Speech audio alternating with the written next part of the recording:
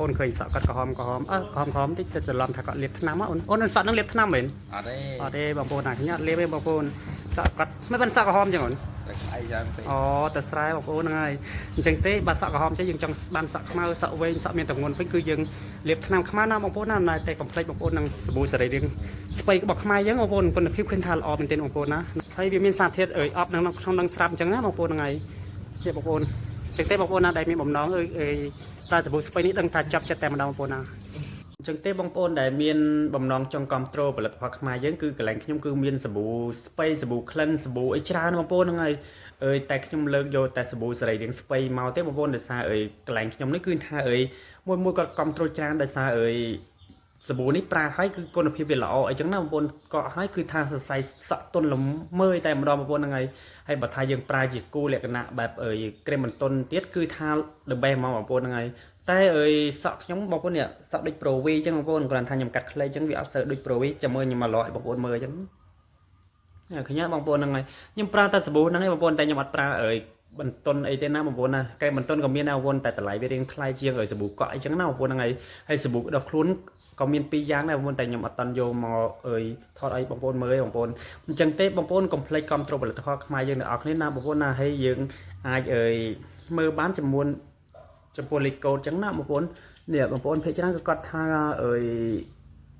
ផលិតផលខ្មែរយើងលេខកូដលេខប៉ុន្មានអញ្ចឹងណាបងប្អូនហ្នឹងឥឡូវបងប្អូនមកជាក់ស្ដែងបានឃើញថា884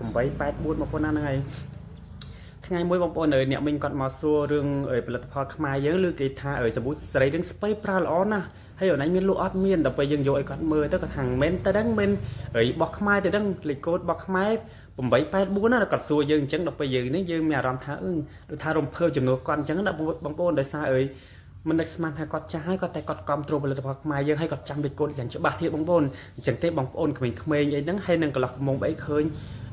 ព្យាយាមទៅទិញផលិតផលនៅតាមទីផ្សារអីគឺមើលលេខកូដឲ្យបានច្បាស់ឲ្យដូចអ្នកមានអញ្ចឹងបងប្អូនណាហ្នឹងហើយអញ្ចឹងទេមិនថាបងប្អូនមានតែយើងខ្មែរនឹងមានតែយើងខ្មែរគ្នាឯងទេជួយគ្រប់គ្រងផលិតផលខ្មែរហ្នឹងហើយមិនមានអ្នកមកគ្រប់គ្រងដូចខ្មែរគ្នាឯងទេអញ្ចឹងទេក៏យើងដើម្បីឲ្យសេដ្ឋកិច្ច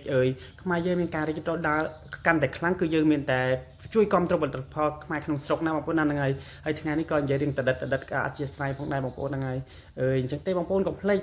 លេខកូដ884ណាបងប្អូនណាហ្នឹងហើយកន្លែងខ្ញុំគឺមានច្រើនទេបងប្អូនសាប៊ូស្ពៃសរីរាង្គស្ពៃគឺយើងអាច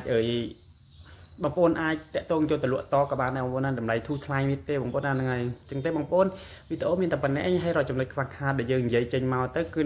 នៅខ្វះនៅចំណុចខ្វះខាតនៅកន្លែងណាអធិស្ឋានផងបងប្អូនព្រោះយើងមិនមែនជាអ្នកអត្ថាធិប្បាយដល់ក្បោះក្បាយទេបងប្អូនគ្រាន់តែយើងរៀនធ្វើវីដេអូគេហៅវីដេអូអីគេបងប្អូន content creator អញ្ចឹងណាបងប្អូនណាហ្នឹងហើយដើម្បីជួយផ្សព្វផ្សាយផលិតផលខ្មែរយើងក្នុងស្រុកផងដែរបងប្អូនអញ្ចឹងទេបងប្អូនណាកុំភ្លេចបងប្អូនណា884ផលិតផលខ្មែរក្នុងស្រុកបងប្អូនហាមប្រើមែនទេណាបងប្អូនហាមប្រើលេខកូដ885បងប្អូនហ្នឹងអានឹងរបស់ជនជាតិចៅទេបងប្អូនកុំប្រើណាបងប្អូនណាហ្នឹងហើយអញ្ចឹងវីដេអូមានតែប៉ុណ្្នេះបងប្អូនបាយបាយ